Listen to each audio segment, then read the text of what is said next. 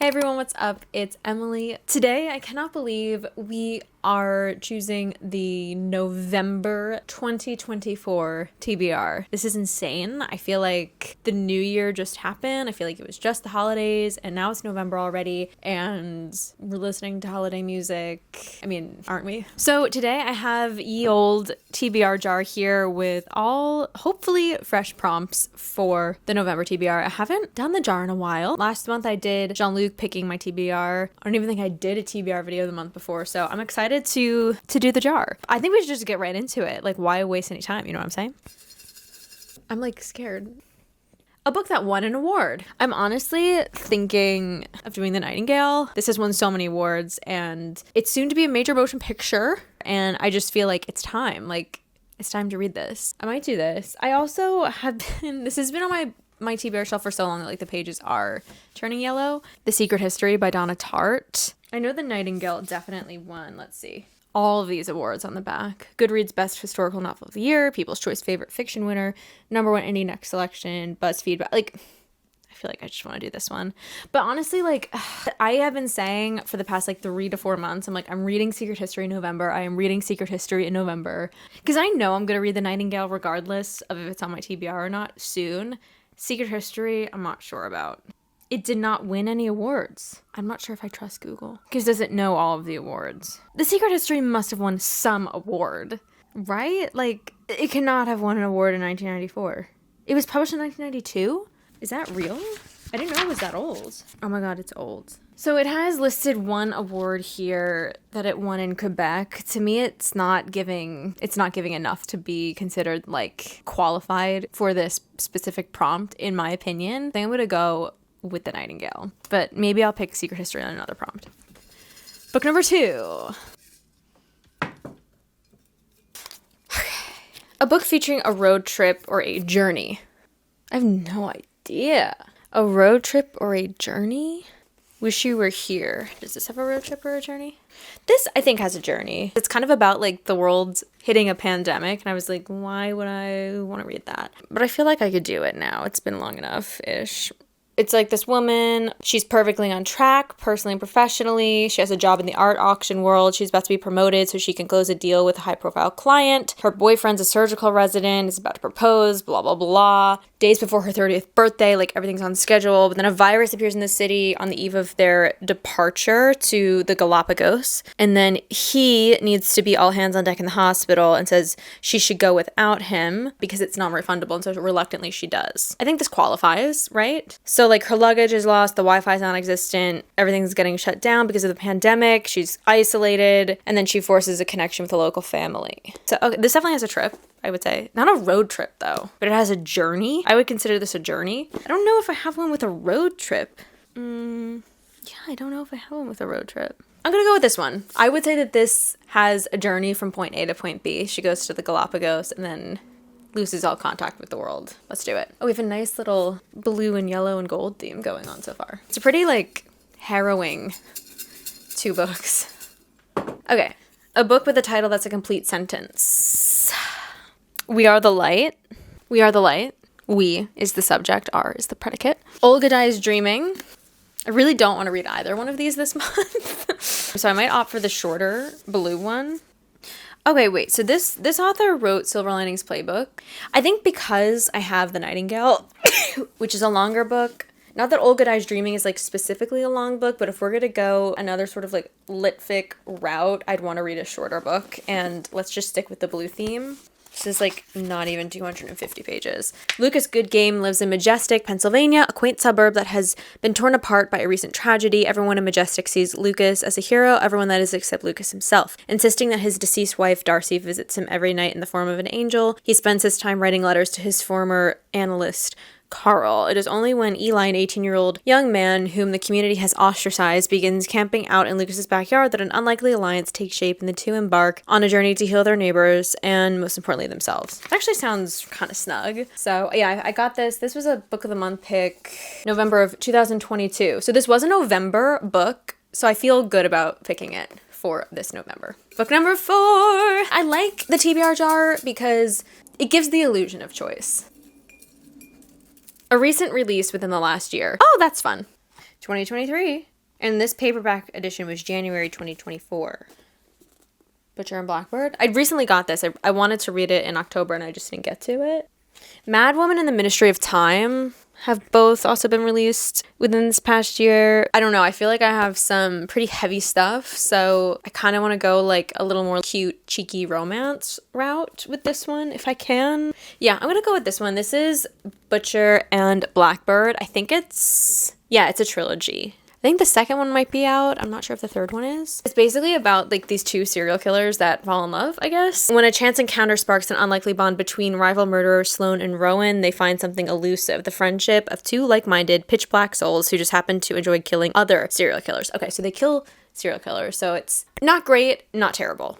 From small-town West Virginia to upscale California, and from downtown Boston to rural Texas, the two hunters collide in an annual game of blood and suffering, one that pits them against the most dangerous monsters in the country. But as their friendship develops into something more, the restless ghosts left in their wake are only a few steps behind, ready to reclaim more than just their newfound love. Can Rowan and Sloane dig themselves out of a game of graves, or have they finally met their match? A little more cheeky, a little more fun. Not a blue book, a pink book. Like, we need a little variety here. Okay, so that's book number 4. Let's see, book number 5. A new to you author. I feel like there's probably quite a bit new to me authors on here. Donna Tartt is a new to me author. I have not read anything by her. But it's like, do I want to throw her in the mix of this month?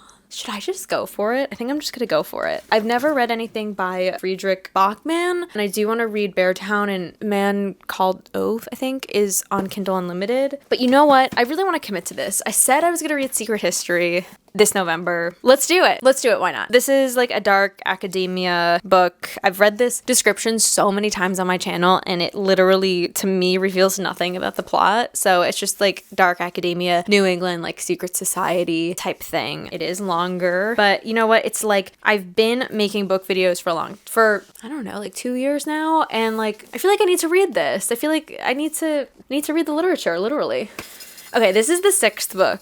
I honestly like am excited about these books this month. It's just they're like a lot. Set in the future or past. You know what? Wait, is Beartown set in the past? I don't think it is. No, this is definitely present day. Oh, you know what I could do is just like really go for it this month. And do Valley of the Dolls. I feel like that's really unrealistic. Between The Nightingale and Secret History, like I want to be able to process those books, and I also want to be able to process Valley of the Dolls, and I feel like they're longer, like pretty immersive books that need time to process. I feel like reading 3 books like that is gonna be too much, although I'm kind of thinking about picking it anyway. The future, wait, hold on, what about The 3-Body Problem? Is that set in the... President Barack Obama said it was wildly imaginative. I feel like this surely must be futuristic. It's like an alien civilization on the brink of destruction captures the signals and plans to invade Earth. Like, I mean, it could be just like a fictional novel that's present day, but let's see. I mean, it looks pretty futuristic. It's saying it's fictionalized past.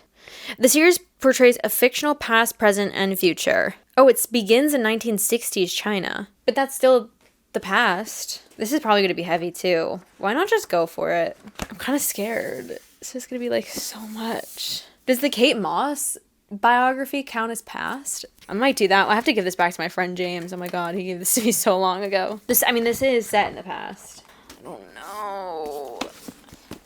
I do feel like this again is like dense. And I already have 2 pretty dense books that are over 500 pages that are like lit fic. I could read another Kristen Hanna book. Let me read a few sentences of like the beginning of each book and see like how the pacing is. No, I cannot do this with also Secret History and The Nightingale. I feel like I might just do Kate Moss biography. Yeah, I'm gonna do this one. This is called Addicted to Love, Kate Moss by Fred Vermorel. Kate Moss is a risk taker addicted to love who dares all and maybe has a self-destructive impulse. But with her integrity and style, she is much more than just a pretty face. She's a certifiable cultural icon. Let's do it. I feel like I deserve a little Kate Moss biography with all the other books I picked. I do want to legitimately read all of these books. We Are the Light and Wish You Were Here, not first on my list, but the others are on my immediate, I want to read them list. So let's just quickly review what we have here. Book 1 is The Nightingale. I didn't really say what this is about. It's the women in Paris during World War II. It tells the story of two sisters separated by years and experience, by ideals, passion, and circumstance, each embarking on her own dangerous path toward survival, love, and freedom in German-occupied, war-torn France. Heartbreakingly beautiful novel that celebrates the resilience of the human spirit and the durability of women. Love it. I love that. I love the cover. I know I'm going to cry when I read it because I cry at a car commercial, so we'll definitely cry when I read this. I love crying. Book 2, Wish You Were Here, pandemic book. I think this book just flopped because people did not want to read a book about the pandemic when this came out in 2021. We weren't ready yet. I think then I picked We Are the Light, which seems like a very quick, snug, yet emotional story.